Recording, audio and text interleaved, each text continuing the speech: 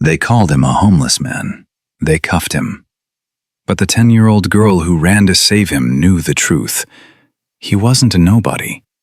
He was the owner of the park, and the city had no idea.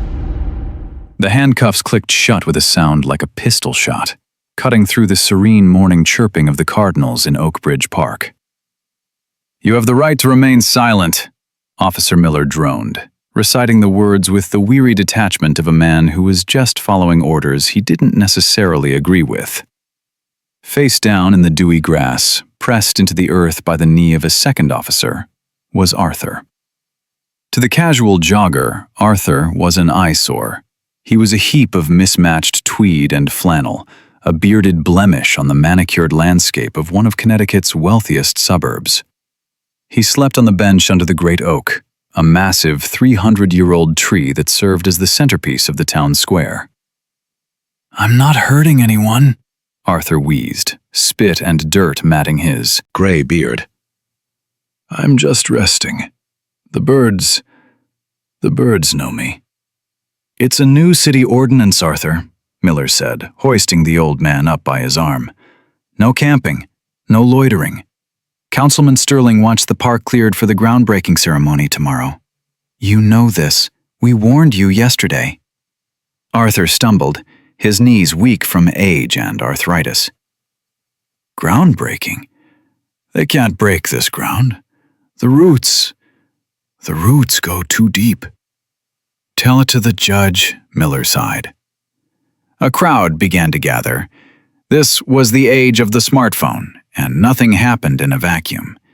Dog walkers, nannies pushing strollers, and early morning commuters stopped. Phones were raised. The optics were terrible. Two burly officers manhandling a frail 70-year-old man who looked like he weighed less than a wet towel. "Is that necessary?" a woman shouted from the sidewalk. "He's harmless." "Back up, ma'am," the second officer barked, hand resting on his taser. Just then, a black town car pulled up to the curb. The rear window rolled down. Councilman Richard Sterling, a man whose smile looked like it had been bought at a dealership, peered out. "Excellent work, officers," Sterling called out, checking his watch. "Get him out of here. The investors are arriving at noon to review the condo plans. I want this place sterilized." Sterling was the architect of the Oak Bridge Revitalization Project. His plan was simple: pave over the historic park, build a high-end luxury complex called the Arboretum, and make millions. The first step was removing the human debris. Arthur looked at Sterling. He didn't look angry. He looked sad. "You don't know what you're unearthing, Richard," Arthur croaked. "Get him in the car." Sterling waved a dismissive hand. The officers began to drag Arthur toward the cruiser. The old man's feet dragged on the pavement. He looked back at the great oak, his eyes filled with a desperate longing. "Stop! Let him go!" The scream was high-pitched, piercing, and furious. The officers paused. Running across the grass, her oversized backpack bouncing against her spine, was Maya. She was 10 years old, wearing mismatched sneakers and a t-shirt that read, "Future Librarian." Her hair was a chaotic, frizzy halo, and her glasses were sliding down her nose. "Maya, stay back," Officer Miller warned gently. He knew the kid. She was the only person in town who actually talked to Arthur. She spent her afternoons on the bench next to him, playing chess and listening to him talk about the botanical names of the weeds. "You can't arrest him," Maya yelled, planting herself between the police cruiser and Arthur. She stood 4'0", trembling with rage. "He's not trespassing!" "Honey," the second officer said, stepping forward. "He's sleeping in a public park. That's trespassing under the new law. Now move, or we'll have to call your parents." "It's not a public park!" Maya screamed, reaching into her backpack. "And he's not trespassing because you can't trespass on your own property." Councilman Sterling laughed from his car window. "Cute kid. Officer, move her." Maya pulled a heavy leather-bound book from her bag. It wasn't a children's book. It was an ancient, dust-covered ledger with yellowed pages. It looked like it had been stolen from the restricted section of the town archives. "I have proof," Maya shouted. "Arthur isn't a squatter. He's the landlord." The silence that followed was heavy. The crowd of onlookers grew larger. The live streams on Instagram and TikTok were racking up views. Little girl fights police for homeless man. It was algorithmic gold. Officer Miller hesitated. He looked at Arthur, who was leaning against the cruiser, breathing hard. Then he looked at Maya. "Maya," Miller said, "what are you talking about?" "Read it." Maya thrust the book at him. "Page 42, the deed of 1924. Councilman Sterling opened his car door and stepped out. He smoothed his suit. He decided to handle this himself. It would look good for the voters, the benevolent leader educating the misguided youth. "Young lady," Sterling said, walking over with a condescending smile, "I know the history of this town. This park was established by the city 100 years ago." "No," Maya said, clutching the book to her chest. "It wasn't. It was loaned." She opened the book. The spine cracked audibly. She pointed to a handwritten entry. The ink faded to brown, but still legible. "Read it," she challenged Sterling. Sterling sighed, putting on his reading glasses. He looked at the page. "This is just an old registry." "Read the clause," Maya pointed. Sterling read aloud, his voice dripping with boredom that slowly turned into confusion. "I, Eldon Penhaligon, hereby grant the use of the acreage known as Oak Bridge Commons to the township solely for the purpose of a botanical sanctuary and refuge for the weary." Sterling stopped. "So, he granted it to the town. That means the town owns it." "Keep reading," Maya insisted. Sterling cleared his throat. "This grant is conditional. The land must remain a sanctuary. It must never be sold for commerce, nor barred to those seeking rest. Should the township fail to maintain these conditions, or should they attempt to bar any soul from finding peace beneath the great oak, the title of the land shall immediately revert to the Penhaligon bloodline." Sterling froze. The crowd murmured. That's just archaic legal jargon," Sterling scoffed, slamming the book shut. "It doesn't hold up in modern court. Besides, the Penhaligon family died out 50 years ago. There are no heirs. The city took eminent domain by default." "No," Maya said. She turned to Arthur. She walked up to the homeless man, whose hands were cuffed behind his back. She reached up and gently moved the dirty gray hair away from his forehead. She adjusted his collar. "Tell them, Arthur," Maya whispered. Arthur straightened his spine. For a moment, the slouch of poverty vanished. He stood tall.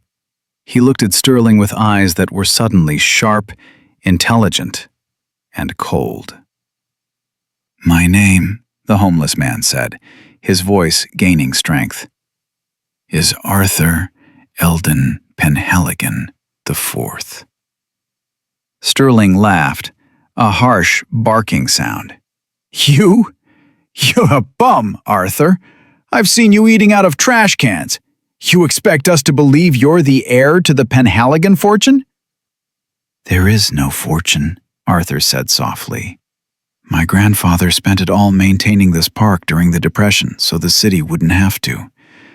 My father spent the rest fighting developers like you in the 80s. When it came to me, I had nothing left but the land, and I promised I would never sell it." "Liar," Sterling spat. "Officer, take him away. This is a performance." "I have more proof," Maya interrupted. She ran over to the great oak. She scrambled over the "Do Not Enter" tape Sterling had put up. She fell to her knees at the base of the massive tree, digging into the mulch and ivy that covered the roots. "Hey, get away from there!" Sterling yelled, panic rising in his voice for the first time. Maya dug frantically. Her fingernails tore. Dirt flew. "Maya, stop!" Officer Miller said, moving to intercept her. "It's here!" she screamed. "Arthur told me! He told me the marker is here!" She hit something hard. Clink. She used her sleeve to wipe away the grime. Embedded in the roots of the tree, swallowed by decades of growth but still visible, was a bronze plaque. It wasn't a city plaque. It was a private marker. Maya shouted the inscription. "Planted by Eldon Penhaligon, 1924. Whosoever rests here is under the protection of my house. This land is blood, and blood returns to blood." And underneath, a fresh carving. Crude, scratched in with a knife maybe 10 years ago. AEP 4. Guardian. Arthur looked at the tree. "I carved that," he whispered. "The day I lost my house. The day I decided that if I couldn't live in a house, I would live on my land." Sterling was red in the face. "This is ridiculous. Possession is 9/10 of the law. The city has maintained this park for decades." "Actually," a voice boomed from the crowd. A man in a sharp suit stepped forward. He had been jogging, but stopped when the commotion started. He was filming on his phone. "I'm Robert Vance," the man said. "Real estate attorney." Sterling paled. Everyone knew Vance. He was the shark you hired when you wanted to destroy a corporation. Vance walked up to Officer Miller. "Officer, if what that little girl just read is a valid reversionary clause, and it sounds exactly like one, then by arresting this man for sleeping here, you are actively violating the terms of the deed." Vance looked at Sterling.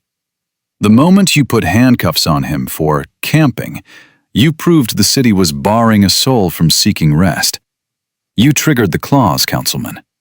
Legally speaking, the moment those cuffs clicked, the ownership of this land reverted to Mr. Penhaligon." "That's insane!" Sterling shrieked. "He's homeless!"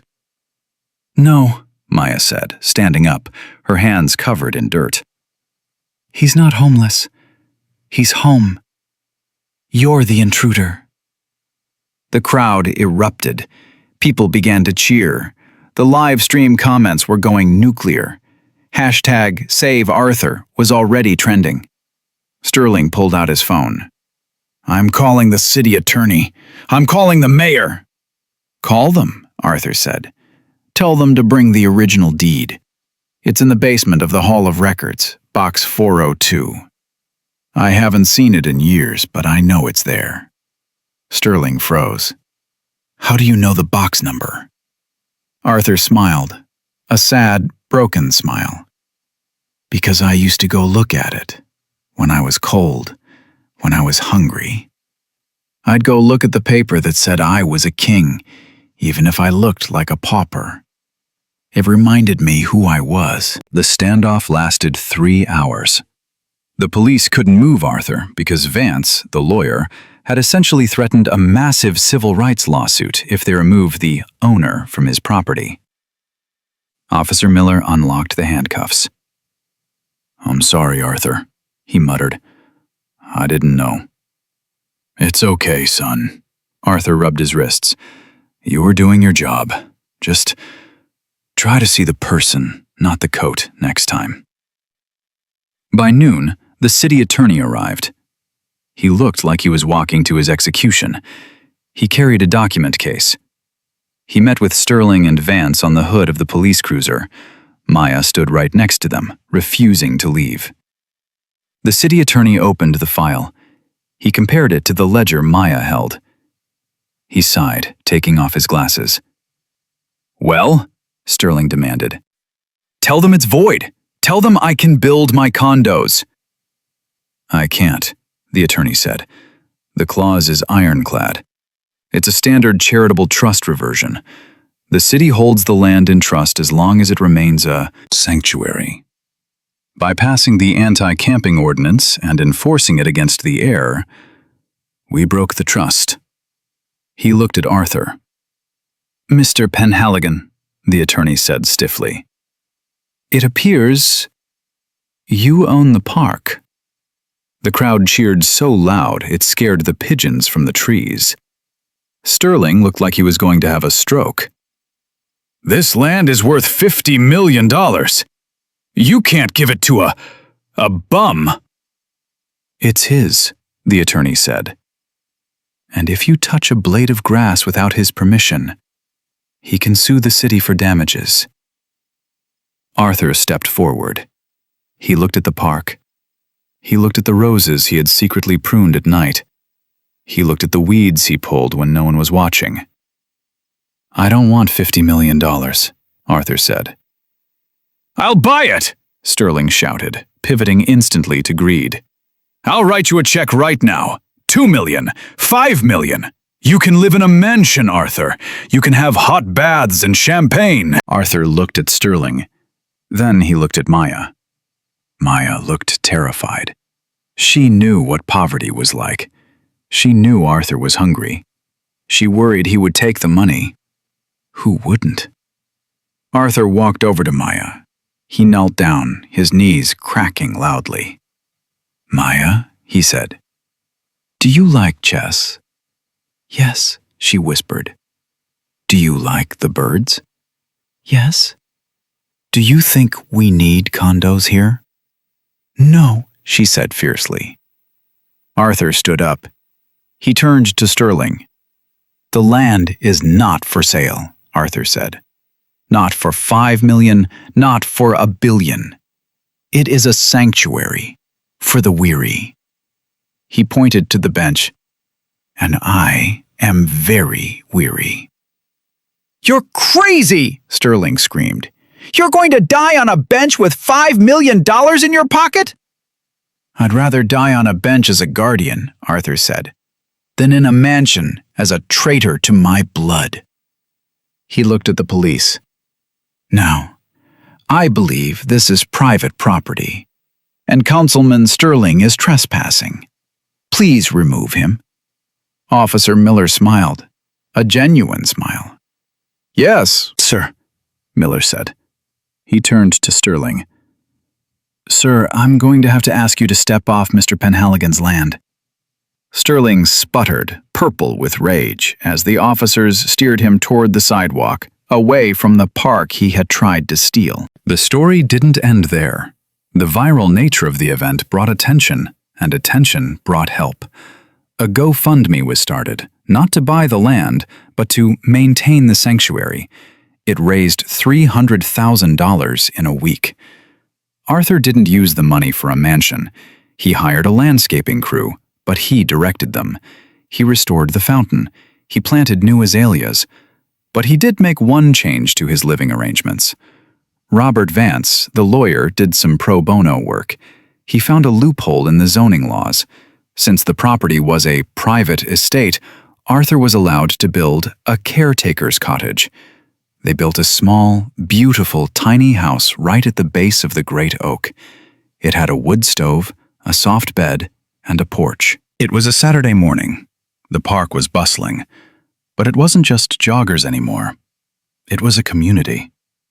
There was a new sign at the entrance, carved from oak. Penhaligon's Sanctuary. Rest for the weary. All are welcome. Arthur sat on the porch of his tiny cottage, sipping tea from a china cup. He was clean, his beard trimmed, wearing a sturdy wool cardigan. Across the chessboard sat Maya. She was 11 now, her glasses taped in the middle. Check, Maya said, moving her rook. Arthur smiled. You're getting ruthless, Maya. I learned from the best, she grinned. A group of tourists walked by. They stopped to look at the cottage, at the old man and the girl. Is that him? One whispered. The millionaire homeless man? Arthur heard them. He didn't mind. he looked out at his park. He saw a young man sleeping on a bench, a backpack under his head. No police were harassing him. A mother was reading to her child under the willow tree. Arthur took a deep breath of the fresh morning air, looked at Maya. "You know," Arthur said, "Sterling was right about one thing." "What's that?" Maya asked. "I am the richest man in Connecticut." Maya laughed and knocked over his king. "Your move, Grandpa." Arthur Penhaligon IV, Guardian of the Green, reset the board. He had nowhere to go and everything to live for. My move, indeed.